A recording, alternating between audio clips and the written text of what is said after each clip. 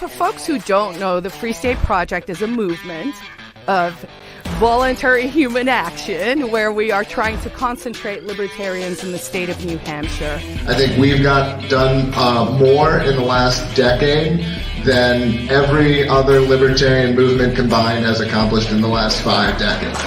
Are my friends and my neighbors who are willing to stand against tyranny, make their voices heard, and have a goddamn impact. We have a problem where too many people are afraid to say what they believe in, let alone actually do something about it. If you're afraid to stand outside the TSA line and piss off 97% of people who are waiting to just take the arm builder up their ass in 5 seconds, then you're probably not ever going to make the change. Free State Project, again, it's 1% of the Free State movement. I am a friend of the Free State Project. And would you encourage people to check it out? Absolutely. Check it out. Find out. If you like it, join and continue the effort.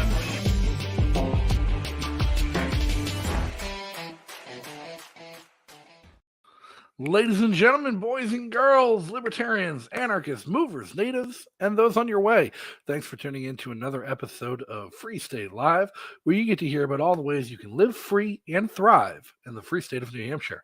First and foremost, it's time to welcome everyone back. As always, I'm Justin O'Donnell, former libertarian candidate for U.S. Senate and host of the Subversive podcast on Tuesday nights.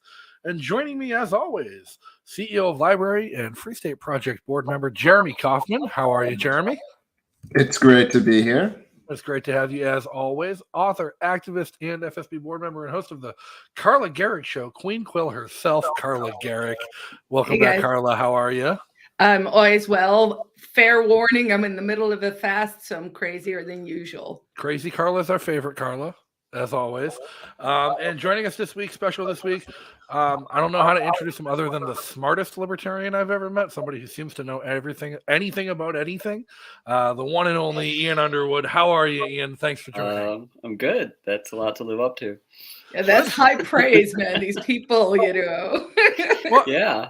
And the very first time I ever heard Ian speak on something, he was giving a talk at the Quill after a market day about being barefoot. And I was like, I like this guy as someone who hasn't worn shoes in 6 years, almost non-principle. And he was talking about the importance of being barefoot.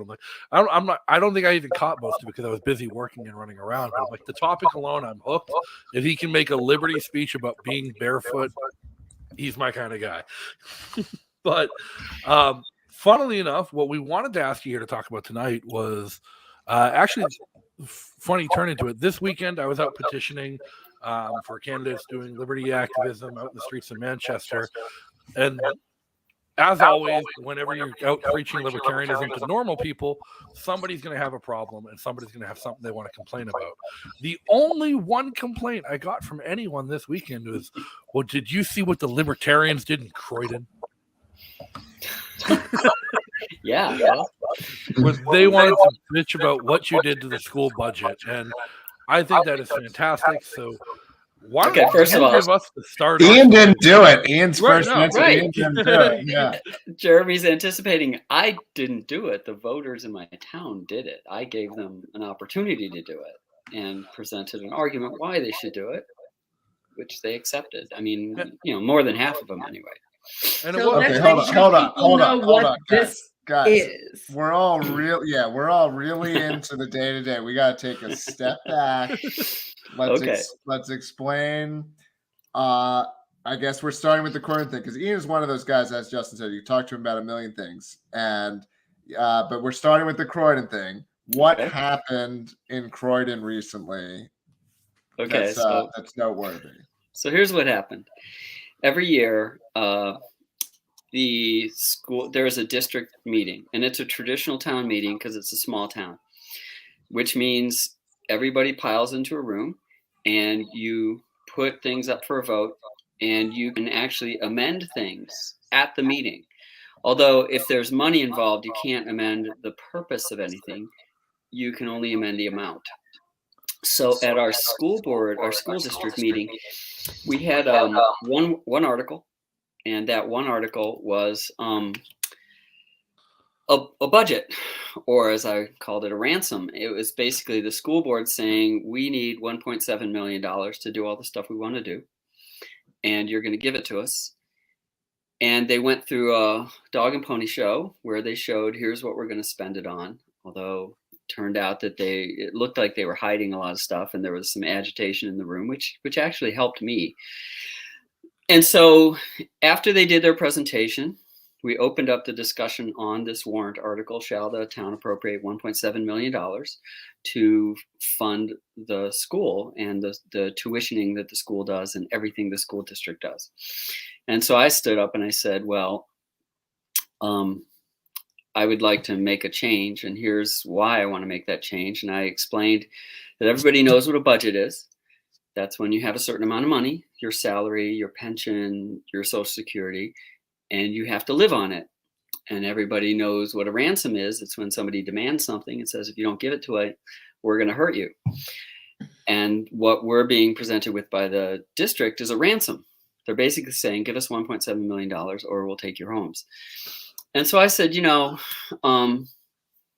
there's a different way to do this. We should give them a budget. So what would that budget be? And I pointed out that the state says that $3,700 is enough to provide an adequate education to a kid. And there are private schools that do it for under $9,000. If you have a charter school, the charter school gets only $7,500 from the state, and VLAX is free. So I said, that you can't really make a serious argument that $10,000 per kid isn't enough. So let's take the number of kids, 77, add a few in case somebody moves into town, multiply by 10,000. That's our budget, 800,000. And there was a lot of heated discussion. That amendment was passed. So then there was more discussion about the amended article, whether we should raise 800,000, and that ended up passing 20-14. So after that, the school board was in the unenviable position of having to figure out what to do, how to educate, 77 kids for $800,000 instead of $1.7 million. And what we're going through right now is that there was a petition very quickly. A bunch of parents put together a petition and petitioned for a special meeting, which is coming up on May 7th. And they want to restore the original budget. So that's what happened. And now they've had school board meetings. The school board has been trying to figure out what a reasonable thing to do. And they actually have a reasonable thing to do. And the parents are unhappy with it. And they have not, they believe that they will win at that meeting and get the higher number. So they're not really, I think, taking any of it as seriously as they should. They're sort of in a state of it's not real. It won't happen. We'll be back in normal land, after May 7th. So that's where everything is. That's where we're at right now. So can we maybe stop and unpack some of that a little bit? Because I'm sure for people who are hearing this idea for the first time that it's extortion is something that, could sound curious to people. Can you sort of explain where that notion came to you? Maybe how some people have responded who have heard that idea? Well, the funny thing is, a year ago, at the previous meeting, at the end of the meeting, after all the business has been transacted, I stood up and said this. I said, I believe that, I like to quote Confucius, who said, the first step towards wisdom is to call things by the right names. So I'm a big believer in that. And I said, the right name for what you're doing is ransom. It's not a budget. And, somebody said, oh, I'd second that. But it didn't go anywhere because it wasn't really an official motion. So that idea has been there, and I've written about it at Granite Rock. And I think a lot of people in general have talked about taxation as a kind of, extortion, theft, robbery, whatever word you want to call it. But this is just something where, just by going to school board meetings and listening to the demands, at some point it just occurred to me that it's not the right word. And I think that when you use the wrong words in your conversations, you go in the wrong directions, and you end up not discussing things that need to be discussed. And so part of this was one of the things that people are so focused on the number that they are not really appreciating that the point of it was not to pick a number. It wasn't necessarily to spend less money, although, that to unpack that, you need to spend less money in order to get a better education. You can't get a better education for more money because you just keep doing the same thing. But the point and also to emphasize, the point that these private schools and non-state schools, so non-government schools, are managing to educate children for about half the amount. And these children are more proficient when they leave. So we do know that there are these market forces that are telling us that something needs to change. So, I mean, were people surprised that 10,000, is still more than what you would pay for the Montessori down the street? I think everybody was sort of familiar with that number of 9,000 because we've been paying that for a few years. We've been tuitioning kids to Montessori. That's one of the things the town does when a kid gets out of 4th grade. We have to send them somewhere because our school only goes through 4th grade. And so one of the schools that kids will go to is Montessori, and the town pays for it. So everybody was familiar with that amount. I think the point I wanted to make was I was interested in changing the direction of control. Instead of having it come from a bunch of professional educators who have a budget that nobody really understands, and then just saying, here it is, you have to give it to us. I was more interested in having the town say, this is what we'd like to spend. Now, whether that's 10,000, 12,000, 9,000, 28,000, whatever it is, it's more important. The number is less important to me than the fact that it's the town setting the limit and not the school district saying, we'll tell you what we need. We'll tell you what you're going to give us. So that was, there were a few different points here. One was to change the power relationship between the officials of the district and the voters of the town. The second was to, not second in order of importance, but the second one was to get the kids a better education. And the third one was, of course, that we do have a lot of people in our town who are, they're elderly, they've been here a long time, they bought their houses a long time ago, the values have gone up, they cannot afford to have taxes just keep going up and up and up and up. So part of this was to give them some relief. But in terms of the education, the important thing, and I printed out a pamphlet, by the way, and I had like 40 copies, and they were on the board, on the table where people came in to check in, and people picked them up, and I guess people were reading them during the meeting instead of paying attention to the dog and pony show, were reading it. At one point, one woman in the middle of the explanation just waved it around and said, why are you even talking about this? We're not voting on a ransom today. We're going to vote on a budget. So, awesome. that was encouraging. So in this pamphlet, though, I actually said, here's how I'm coming to this number. And the importance of the number is it's got to be high enough that you can actually get the job done. But it's going to be low enough that you can't just say, well, we'll cut something here and cut something there and cut something there and then just spend the money anyways. It had to be low enough that you could not just keep doing what you're doing. You could not just keep saying, well, this school charges 18,000, that school charges 16,000. We'll just send kids there and, what the hell? We'll just pay for it, whether they're getting an education or not. So that was the point. And I actually listed some questions, right? And I said, part of this was to get a discussion. It was like, there are certain questions that as long as you have this ransom model where you just say, we need this amount of money, you're going to give it to us or else. Here are some questions that never get asked, right? Like, why are we doing this in the first place? Why is that guy paying for that guy's kids to be educated? What's actually going on? And what is it that we think we're paying for? Two of my favorite questions: if a kid wants to learn something, who can stop him? And if a kid doesn't want to learn something, who can make him? Another question would be, how much sense does it make to have poor people paying to educate the children of rich people? So we have people we have one resident of the town whose daughter had to take out a personal loan to pay his taxes so he wouldn't lose his house.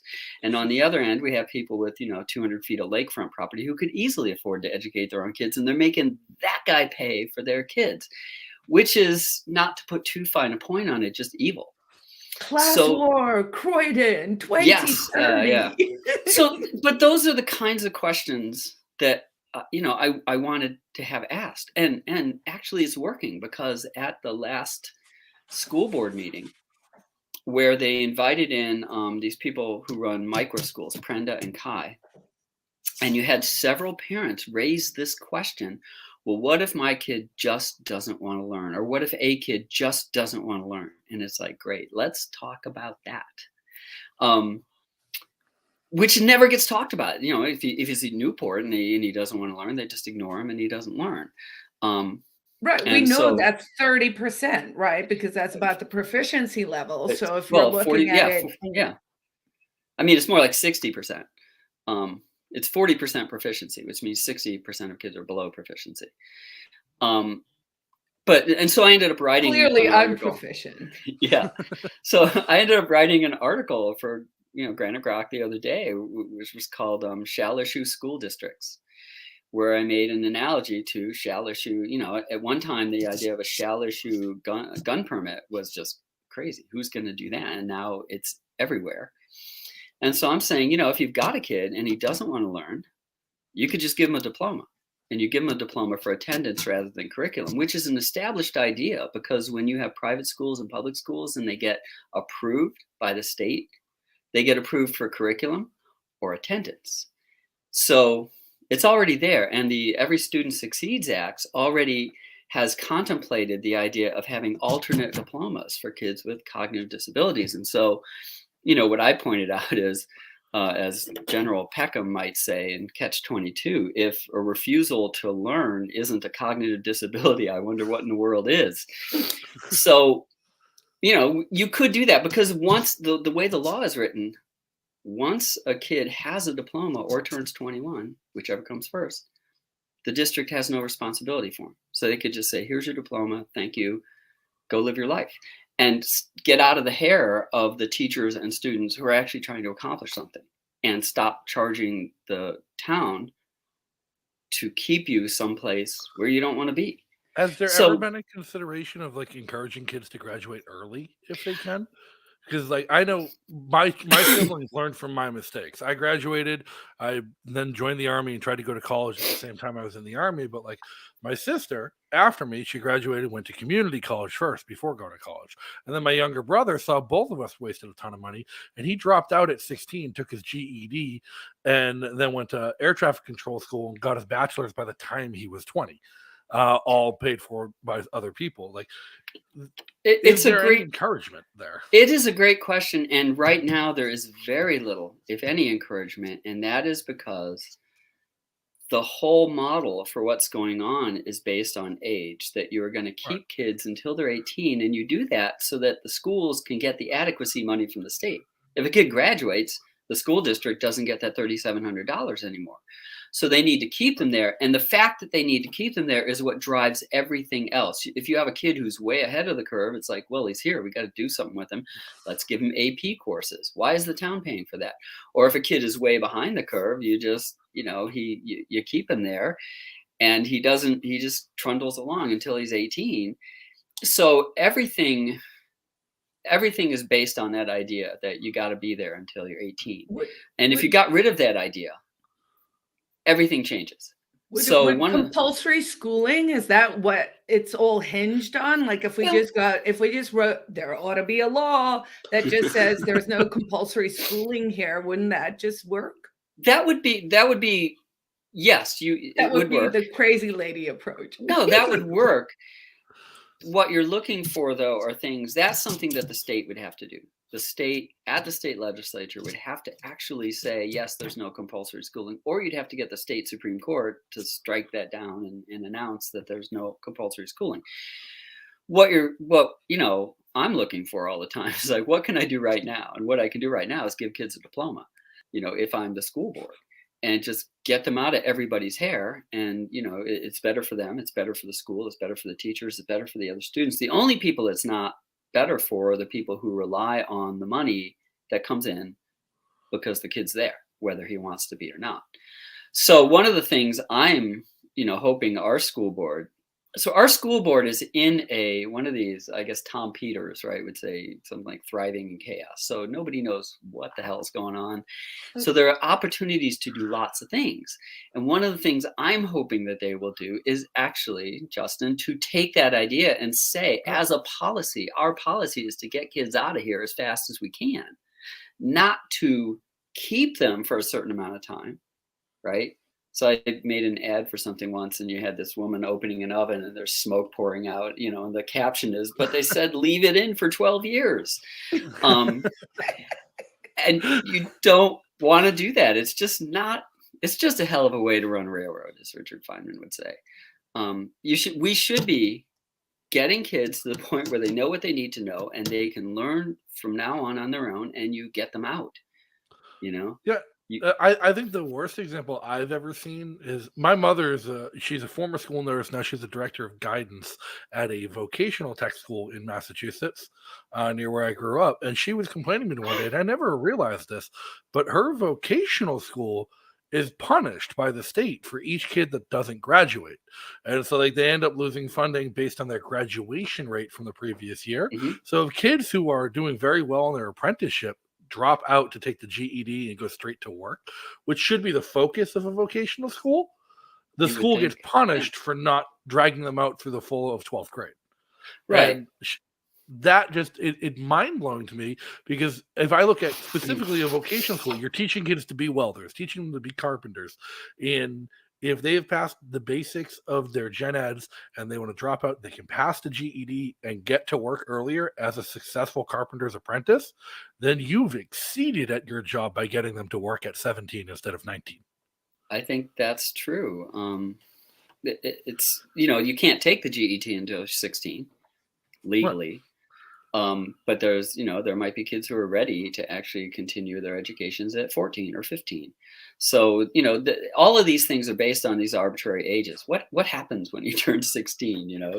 Does a switch get thrown? Do you suddenly have a flood of, hormones or new neurons form at age 16 on your birthday? It's a crazy system and I've been criticized for this, but, I like to say, a system where you decide what you should be doing today or what you're ready to do today based on the date you're born has a name, and that's astrology. So the idea that like, oh, you're 16, okay, now you can take this test it's bizarre to me. I have trouble getting my head around it, except that it's somehow traditional, and there are lots of economists who will talk about, well, we can't be releasing kids into the workforce until these other people die or retire, and so this is economic stability. I mean, I don't buy these arguments, but I've heard them. Right. Well, maybe if we taught kids, how to read and do a little bit of math, and they can start coding. And this was something I remember hearing years and years ago. This woman was lamenting that people wouldn't have jobs in the future, and I was like. And it was just when gaming was starting, and someone else piped in and they said, that's not true at all, because my daughter is a fashion designer in a game. And like, it just blew my mind. Like, we can't even predict what the jobs of the future are going to be. As long as we're developing people who are curious and want to kind of solve problems. But we have gone far off. So I want to pull you back, Ian, just for a second can you sort of explain the composition of the school board? And then, just sort of maybe let's make it a little personal. How's this been working out there at home? Okay, the composition of the school board is there are 3 board members. They each serve a term for 3 years, and each year one of them gets elected. So there's a slow rotation. My wife, Jody, has been on the board for 10 years, I think. she, like me, I got appointed to the select board and then reelected. She got appointed to the school board when somebody else quit. She's been on there for quite a while and just sort of going with the flow, letting, as school boards do, sort of allowing themselves to be guided, manipulated, pushed, forced by the superintendents that they've worked with. So that's the composition of the board. They are responsible for getting, everybody the opportunity for an education. And normally, so there's a joke I really love that I think explains about half of politics and about 90% of school. And that is I think, Carly, you probably heard this before. A guy walks into the kitchen, sees his wife cut the end off a roast. And he says, honey, why'd you cut the end off the roast and throw it away? She says, that's just how you cook a roast. That's how my mom did it. So they call up her mom and she says, same thing. That's just how you cook a roast. That's how my mom did it. So they call up the grandmother and they say, Grandma, why'd you always cut the end off the roast? And she said, well, my roaster was too small.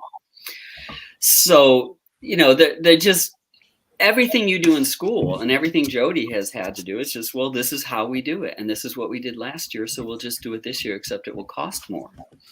So that is sort of the way that school boards tend to operate. And so now suddenly you can't just keep doing it. And that's been very stressful because, as I said, I think a lot of the people who are suddenly attending school board meetings, and it's a lot of people now, for years, 5 people would be a lot to show up at a school board meeting, apart from the board itself and the people participating. And now we're getting 30, 40. I think the first one after. Yeah, Jody's the establishment now. They're members out there. Yeah, I know, the Free State establishment. So they are, they get together and they want to have a working session, and the camel's nose gets under the tent. They allow one person to ask a question, and next somebody jumps up after that. And pretty soon it just turns into a gripe session that lasts about 2.5 hours until they finally can't take it.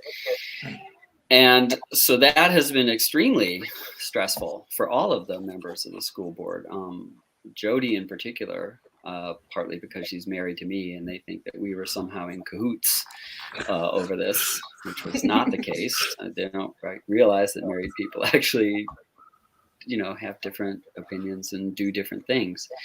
So she has been catching a lot of shit and has been, I think, handling it really admirably. She's getting much better at just allowing people to vent without feeling like she has to, engage at that moment. So, it's a lot of stress on her at home. It's less stress on me. I just threw the wrench into the machinery, and now, the school board has to clean it up. So now, when you threw this wrench, though, what were your expectations of its chances to pass? Because this wasn't out of the blue. You've been working on this for a while. You had your pamphlet, everything written out. But I remember when I first asked Jody about it the day after the article came out, she said she didn't think it was going to pass. The article that came out, nobody thought it would pass. People knew you were going to do something, but nobody thought it was going to actually here's pass. The thing. Not many people actually. There was an election the Tuesday before the meeting. And at that day, I actually thought, you know what? I said this last year as kind of a joke. I'm going to actually do it. And I told 2 people. And they said, you're really going to do this? I said, yeah, I'm really going to do it. And, if you'd like to see this succeed, maybe you'll invite some people. And that was the extent of my organizing. I've been accused of, having this tightly coordinated effort. That was the extent of my organizing. Your army. My army. I told 2 people, hey, I'm going to do this. And between Tuesday and Saturday, I wrote the pamphlet, which was mostly based on stuff that I had already written. So I just sort of assembled it into a very focused little, 8 pages. And what I thought would happen, what I wanted was to have a discussion. I wanted people to the people who never really thought that you could do this kind of thing, to suddenly start thinking maybe they could, and have that discussion about, well, why can't we do this? Why shouldn't we do this? And I was hoping they would discuss some of the questions in the pamphlet about, like, yeah, why are poor people paying for rich people? Why are we sending kids to school who don't want to learn? What are we trying to do? What do we mean by an education? So a lot of that didn't happen because it was, it was just a lot of emotion mostly being expressed. And somebody called, for the question, and they shut down debate and just went through with it. So I wanted to have a discussion, and I think we are now having that discussion on a longer timeline. It isn't, the school board is trying to have a discussion. As I said, the people who are against this, who just want the money back, are not having much of a discussion from their end, because, as I said, I think they just believe May 7th will come and will magically, this will all disappear. They'll wake up like a bad dream, like Bobby stepping out of the shower in Dallas or whatever. It's like, oh, it's over. And it's back to business as usual. I, of course, am hoping that doesn't happen. Well, I think we're planting the seeds, right? Like much of what you guys do up there in Croydon is sort of the starting point for ideas, because we believe in persuasion and we actually have to persuade our neighbors. That vote was 2014. That was fully democratic. It's according to the rules of the game as they are currently written. And so it's really taking these ideas. I mean, I know, for example, you have a graph that went up on Granite Graph that talked about costs and proficiency, I think, and they sort of go in different directions. I often do this. I'm banned off YouTube because apparently that's also some kind of really weird salute.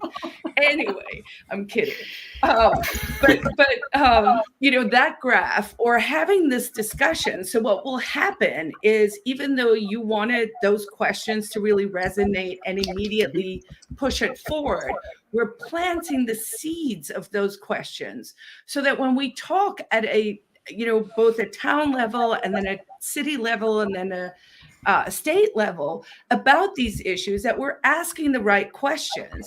You can't reform things if no one will listen, and you can't prove that there's a problem unless people can see what the problem is. And so what's beautiful about your approach, and really what you guys have done up there, is truly admirable, right? You guys throw potlucks, you feed your neighbors, everyone's being a good neighbor. And so I understand the stress of kind of this new dynamic that's happening, but it really is important, because in some ways, whatever that dynamic is a example of how we start to navigate these hard questions that we have to do. The country is bankrupt, so we're going to have to figure some stuff out. We can't just pay and pay and pay and pay. We're done. I think that's true. And I think, yes, we have tried to be good neighbors. We have. So it's funny. I like to look for patterns, and I realized, talking to somebody, that one of my patterns is to find something in town where there is discord and division, but it's not loud yet, and then to do something that makes it loud. Well, you certainly made it loud. That's what happened, though, when we got rid of the police department, is that, the people who were in support of the police department were all very vocal. And of course, the people who were against it were not so vocal, because they didn't want to be on, the shit list. And so there's a similar thing, I think, going on now, which is that the people who actually are like, yeah, let's close the school down, let's stop spending all this money, are afraid to come out. They're not putting signs out in their yards because they don't want their neighbors coming over saying, what, you hate kids? How long have you hated kids? So, but this has been there. And so I've been a selectman, I don't know, 3 years, 4 years, something, too long. And as soon as I was in that position, people started coming up to me. I didn't even know who they were. And they're just like, are we going to close that school? Can we just get rid of that thing? But they're not being loud about it. Right. Mm-hmm. And so this is, I think, one of these things where we are going to find out on May 7th how much support there really is out there. Because people could just stay at home, right? And that's actually, our recommendation is we're sending out a mailer, and the front of the mailer says, if you like the budget you have, you can keep it, just stay home. And that has to do with the technicality of the way that there's a special district meeting that appropriates money or changes in appropriation of money has to, the vote doesn't count unless the number of ballots cast is at least half the number of registered voters, which is a lot. So we have like 500 at the last meeting. We had about 560 registered voters. So you need 283. I think it was 565. So you need 283 people to show up and cast ballots. And what people don't realize is if you want to keep the ballot, what you don't want to do is go to the meeting and vote no, because your ballot counts towards the total. So yes, if you like strategic voting. Yeah, and so I think another thing, there's a fear campaign, and the fear campaign is largely around the taxes, saying, oh, what's going to happen is they'll take in 800,000, but they'll have to spend the 1.7 million, and then there will be a big deficit to be recouped in the next year, and that's going to be this big disaster. And so on the mailer, we're showing that, like, no, worst case is you end up with a third of the tax level you had. But our current tax level, and I didn't realize this at the time. So just imagine, a pie chart, and almost half of that is state and federal spending. And so we took the half of the pie chart that was our spending and threw it away. And so we have this little slice down there. So even though we cut the budget by half, we cut our school tax rate by a factor of 10, from $7 per $1,000 of house to 70 cents per $1,000. Wow. There you go. So people don't actually realize that, I think. So that's a massive incentive. That's a lot of savings for property tax owners. That is, especially there are people out there. So basically, if you're broke, stay at home whenever this goes down. Or better yet, go to work. It. Yeah. Like, so that's whatever your opinion is, if you could do with a little more money in your pocket, and who can?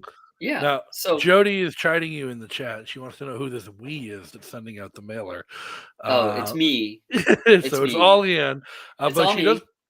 She does say I should ask you about the letter they're sending out about you and what they're attributing your roles are. Okay. And you've managed to make people mad. So how mad are they? They're mad, and they've sent out a letter which I said is engaging in some of these scare tactics about that the budget's going to explode, or the spending, your taxes will explode next year, which is false. They're accusing me of being a leader of the Free State Project when I'm barely a participant. They're accusing us of having some highly orchestrated thing and taking advantage of a small turnout. And we looked up the turnouts for the last several years, and they're all about the same size, 18 to 15, 26 to 12, whatever. This is completely within the range of normal, this size of meeting. That's what I hate about their propaganda is they lie.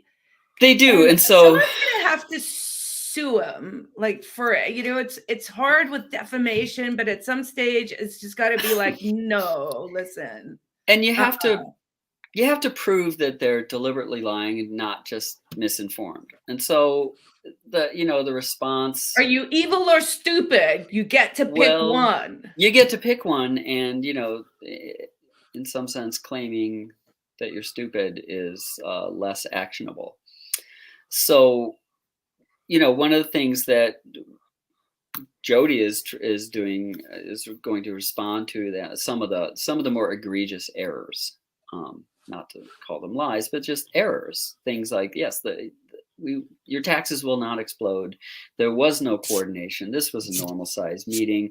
The board does have a plan. Every kid will get individualized attention. They will get an education that they need. There still will be school choice. You will have to dig into your pocket a little, just like everybody else around the country has to do that. So part of it is just, yes, there is a lot of there are a lot of misstatements in this mailer that went around, and on the one hand, you can just try to address them point by point. You could just ignore them. You could just, the mailer I'm sending out will address what I think are the the main points, which are it's good for the kids, it's good for the taxpayers. No, I actually think we should address it, because here's the thing that they forgot when they did all their censorship is because of the misinformation labels, they've actually, with the whatever, whoever's training whom's brain, they have also made people now start to seek more accurate information. And we should use that to our advantage. Like I was thinking about that today, and I was like, oh, wait a second. There is actually programming here that we could leverage, in the sense that people are going, oh, is that true? Oh, what's your source? Oh, whatever. And so because we can prove that they're lying, right? Because there's one misinformation and then there's the correct information. So people can then make up their own minds. But I think there's an exploitable moment there, in the sense that there's more of an appetite. I think in the past we used to say, oh, we should ignore it. And now I actually think we should address it. Oh, I see your point. I think you're more optimistic than me in that I think that the way people understand misinformation is, if it's incorrect, it has to be misinformation. It has to be both incorrect and on the wrong side of the argument. If it's incorrect but on the right side of the argument, then it's okay. It's fine. So if you, say, yes, things are going to be horrible and the kids will all be shivering and sleeping in the street and not learning anything, and that's wrong, but it's for the kids, and so it's okay. Whereas if we say, no, look, they will actually get a better education than they're getting now, and it will cost less, and it will be closer to the intent of public schooling, then that's probably violates somebody's community standards somewhere. Oh goodness, if only there was a side-by-side test we could do between a public school and a private school. That, I don't know, hasn't that experiment been done for 100 years? Do we not actually have the data? So they actually get to argue, we're going to make up stuff about the future, which must persuade you now, while we take the data of the past to prove in the present that they were talking nonsense about that future back then. And we still can't win. Yeah, it's ultimately, I don't think it's a logical argument. That it's not about it's not really about reason. It's about feeling, and you have to accept that, and you have to deal with that, which is why you have to go. Look, if you're afraid your taxes will go up, we're just going to show you that you don't need to worry about that. I think that's one of the important reasons why we should be answering criticism and responding to criticism rather than ignoring it. Is a lot of people's, the root of their criticism is based in fear and emotion rather than in logic or understanding the other side's point of views. It's really rare that we actually get somebody in the comments of this show and the chat on this show who's being critical. And so but we have someone who's been chatting tonight who actually has had direct criticism of the Croydon budget plan. I think it'd be interesting to get your take on their point. Okay. Chrissy said the Croydon plan, as a result of this, will not allow kids to attend vocational school unless parents pay almost $10,000 on top of the town's contribution. No welding or anything like that. Basically online schools only. Based on your understanding of what's going on, how accurate would that be, and what would your response to that criticism be? Okay, so Jody would actually know more about that, so it's too bad she isn't here. But my understanding of it runs to a couple of points. The first one is I can't speak directly to those numbers, but I can speak to this, that it is not online only. The whole point of the micro schools is the kids are showing up, they're with other kids, they're with a guide, they're being supervised by a certified teacher who is remote, but is really only there to do the things that a certified teacher is needed for. So it's not remote learning. It's not anything like remote learning. It's not anything like online learning. There are limited, some of the curriculum's online, but that's true in schools too. That's where the knowledge is, right? It's over there. You have to pump it into here. So that's false, right? That it will be online only. The point I would want to make, though, is this. So the first question that I wanted people to consider is this: why are we doing this? Why do we have publicly funded education? And so if you go back and look at the actual state constitution, it says we shouldn't. But the Supreme Court turned around and said, well, we'll just stand that on its head and say we must. And why? What must we do? Well, what we must do is give every educable child, important word, the opportunity to acquire the learning and knowledge necessary to participate intelligently in the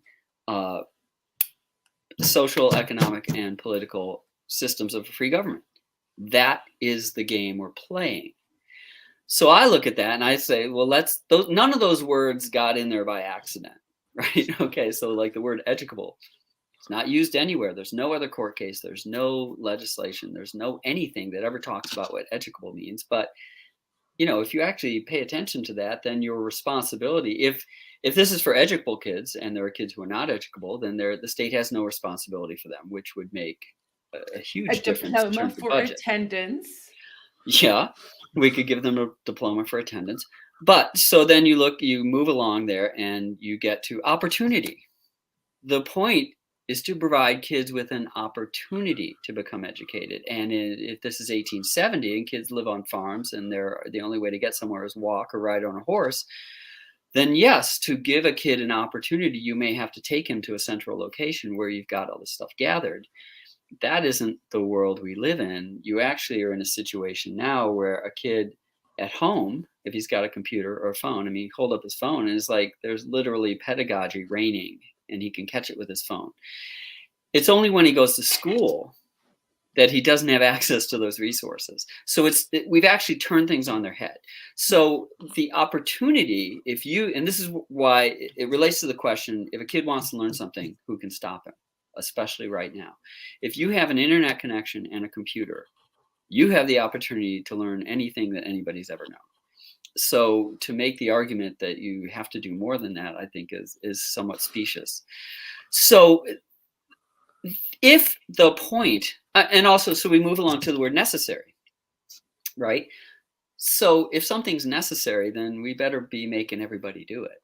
So if you need to learn to be literate, everybody needs to be literate. If you need to be able to participate, say, politically, because you're going to have people making statistical arguments about COVID or logical claims, or they're using rhetoric, or they're using, fallacies to jerk you around, you'd better know how to deal with those things. Everybody needs to be able to do those things. Does everybody need to be able to throw a fastball? Not so much. Play the tuba? Not so much. Speak French? Not so much. So to me, though, all those words are important. Right. And the word necessary draws this very hard line for me. And I look at that and I just go, look, if it's not important enough that we're making everybody do it, then it's not a taxable event, so to speak. And so that's the line that I want to draw. And when you draw that line, 10,000 is way more than you need. It's only if you're going to have sports teams and you're going to have dances and you're going to have, let's build a swimming pool so kids can learn to swim. Let's do, and to get back to welding. Not everybody needs to weld. It is not part of an adequate education. It is job training.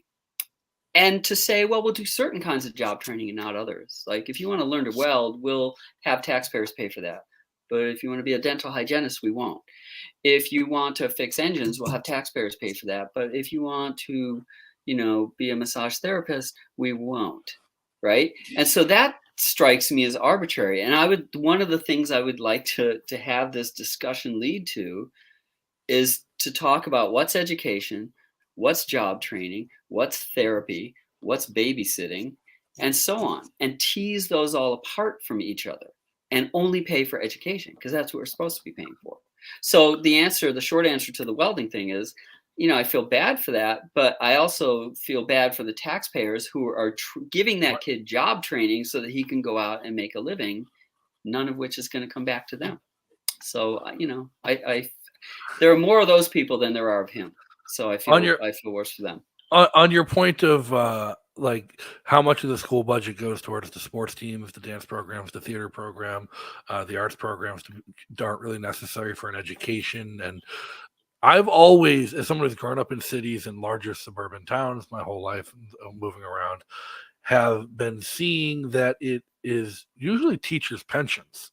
Like when I really dove into the school budgets, like when I lived in Framingham, Massachusetts, or when I lived in Boston, or when I lived in Atlanta, that like a solid 30 to 40% of the school's budget each year was to pay for the pensions of retired teachers who were no longer even teaching anymore. Right. How much of that's an issue in smaller towns like Croydon, or is it at all? Again, I'm not a budget specialist. Jody would know this better, but we do pay into retirement for teachers. But my question back to you would be, of those teachers who were, whose pensions were being paid, how many of them were teaching things that really shouldn't have been taught at taxpayer expense? How many of them were art teachers? How many of them were music teachers? How many of them were welding teachers? How many of them, if the only pensions you were paying were for people who were teaching literacy, rhetoric, reasoning, statistics, basically all the things that make it hard to lie to you, would that be such a problem? I don't think it would. But it also leads to this. There's another idea that I want all this stuff to be discussed. So it's like, let's say you can't afford heating oil. Does the state set up a refinery? No, they say, here, Justin, here's a check. You can go buy heating oil from people who provide it. Suppose you can't afford rent. Does the state build apartment buildings? No, they don't. They say, here, Justin, here's a check. You can give it to a landlord and we'll help you pay for rent. Medicine, anything that you need help with, what we do is we give you money and you buy it from somebody who provides it. But it's only in schools where we say, no, we're going to build the equivalent. It's the equivalent of saying people are hungry. We have to have state farms, right? So that the pension problem comes from the fact that you are you're conflating the ideas of providing something with producing it. And those are two very different things. This goes, back to the first thing I said, which is if you call things by the right names, you actually make more progress in the argument you're trying to make. And I think if we were to distinguish between providing an education and producing an education or the opportunity, that would lead us in a very different direction than we've gone now. So there are little changes like that where I think if you just use the right vocabulary, you can make some progress. And if you use the wrong vocabulary, then you literally are just talking past each other and you're not going to get anywhere except in circles. Or even in so like what do real we major do now cities. that they're redefining words online? So definitions matter. They matter a lot to people like us because we're rational and logical and use reason. And now they literally are changing the definition of words online. And by the way, in 2013, they literally changed the word literally to also include the word figuratively. Yes. So, I know that you like to say 1984 is not an instruction manual, but maybe it is. So you might go and look at fiction where this kind of thing has been happening. You say, well, what did they do about it? In the end there, I guess everybody just sort of gave up and had rats eating their faces. We're called dystopian for a reason. But I think, what can you do? You can try to alert people to that problem. You can try to educate people out of that problem. You can try to, whenever you can, to make distinctions. Jody and I did an interview with somebody at Newport Cable, and I kept having to stop her and saying things like, you keep using the word need when what you mean is want. You want a cell phone, you need oxygen. They're very different. Or she would, people say this, they'll say, you're taking sports away from the kids. And I'm like, no, I'm not providing it anymore. And there's a difference, right? It's like, look, if I'm giving you $100 a week and then I stop, I'm not taking $100 a week from you. But if I pick up your cell phone and walk out of the room, I took it from you. It's important to know what words mean and to use them. And so all I can do is stop people when they're misusing them and say, look, there's an important distinction here and we should make that distinction.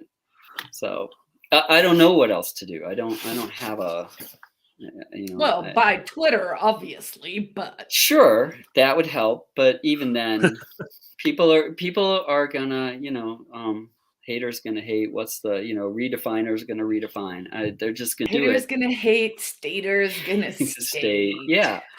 But I agree with you. It is a huge problem. The whole redefinition thing just makes me nuts, especially when it's done by judges. Or it's done by legislators where they just say, yeah, we're all people. Yeah, we don't mean all people. We mean some people. Well, At least when legislators change the meaning of something, it's like in the context of a bill and they explain the new meaning and what the new meaning is in the context of whatever they're writing. When like people on the internet change the meaning of it, they just expect you to understand what they thought in their mind. Okay, see, I'm not even talking about technical terms. I'm talking about terms like all. So Article 2, Article 2A. So Article 2A, right, of the state constitution says all persons have the right to keep and bear arms. All persons. Are you a person? And so if you're, can that guy have a gun? Is he a person? Yes, then he can. That's what's written. And you change the word all so it actually means some. And and there's no legislation where they say, oh, by the way, we're redefining all to mean some. They don't do that. They just treat it as if the meaning has changed. And that's why you literally, not figuratively, cannot pick up a statute, cannot pick up a constitution and just read it and understand what the hell it means, because you have to go ask a judge. Congress shall not abridge freedom of speech unless they feel like there's a good reason for it, or unless it's in an election year, or unless it has to do with certain commercial operations, or unless. It's like, not. What happened to the word not? Right? Shall not usually, or shall not without good reason. That's how they've redefined it. Those are the redefinitions I'm more concerned with. The ones where they just pretend that a word that's meant something, the same thing since Shakespeare, suddenly means something different, and it's not written down anywhere. You're just supposed to somehow figure this out. Right. Although with the access that we have to tech now, you could argue that we're constantly writing some kind of social contract. Okay, I'm exploring a new idea here. Mm-hmm. And so actually, as that happens, where we are real time documenting words that we can all see and agree on, then judges in the legal system, I think, are going to become just this outdated notion. I'm stretching, but maybe like in 10, 15 years, we're actually going to start to see a massive evolution in that. And then it becomes extremely important what the actual definition is, right? Like almost like you had to have a locked definition, a dictionary online, mm-hmm. because if they're changing the words in real time, I mean, by way of example, we all experience this, but they changed the definition of the word vaccine very early mm-hmm. in the COVID stuff. Yes. And I tracked all of that. And I was literally getting into fights with people. I don't know why I'm saying literally so much, but with people where they were screen grabbing the definition. Like I would fight between the morning mm-hmm. and the next day, and the screen grab was changing. And I was like, wow. So we can't even, for the people who were on the level where it was like, okay, we're mm-hmm. going to agree. We're going to agree on the term. We could not agree because it was being changed. And everyone should donate to the Wayback Machine. Oh, yeah, definitely. Yeah, but again, so that I'm totally on board with what you're saying. That's a relative, in terms of English, it's a relatively recent term. Unlike, as I think you were referring to, the Croydon case, where an expression like including but not limited to, like, who even bothers to define that? You just, it says what it says. And in the Croydon case, they actually had an AG who argued and a judge who accepted the argument that including but not limited to XYZ actually means limited to XYZ. So, they just took the word not out as if it Didn't they wasn't also say there. that the children belong to the state? I have a very distinct memory of that, and we should find that actual quote from the court case. I've heard that.